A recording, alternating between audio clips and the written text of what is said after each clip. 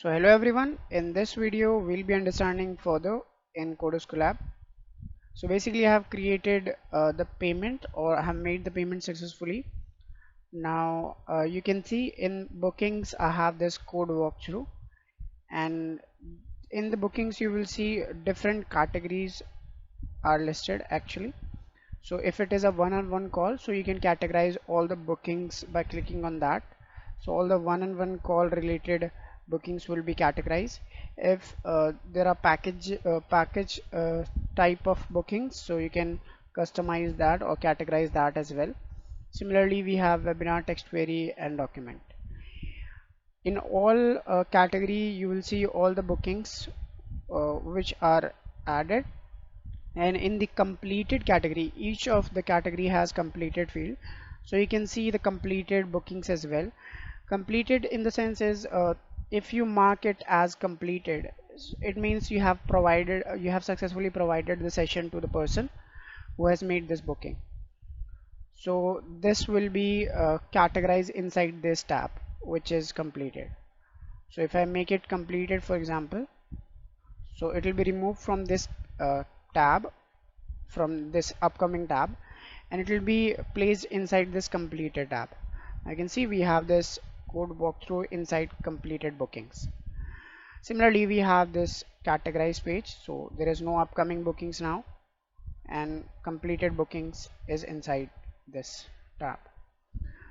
You can also make it mark as oncoming or upcoming basically.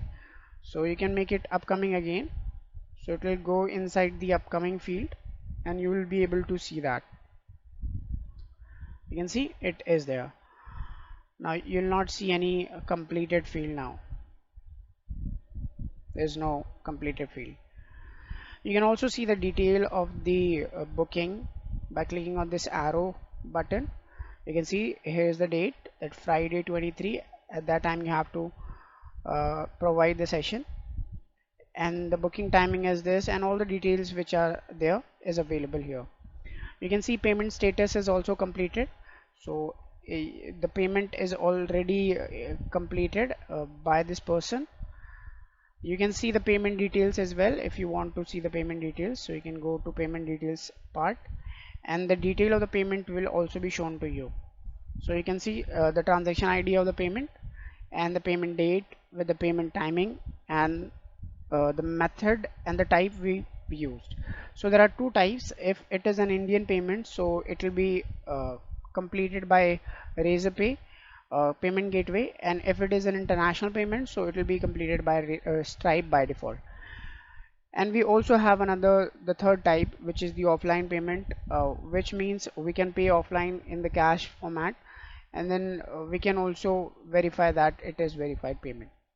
You can see we have in the payments tab, or in this payments page, we also have these listing as well.